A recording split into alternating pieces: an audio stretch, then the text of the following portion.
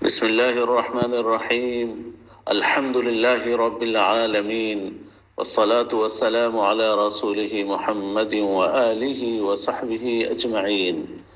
All praise is due to Allah who honored us with the Holy Quran and made it a guide and a light for mankind.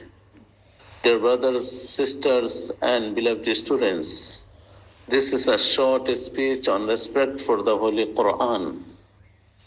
Respecting the Holy Quran is a sign of true faith. We respect it by believing in it, by reciting it with humility, by listening to it attentively, and by acting upon its teachings. Dear brothers, the Holy Quran is not just a book to be read, but a message to be lived. When we honor the Holy Quran in our words and actions, Allah subhanahu wa ta'ala honors us in this world and the hereafter. So, let us give the Holy Quran its due respect by keeping it in our hearts, on our tongues, and in our daily lives.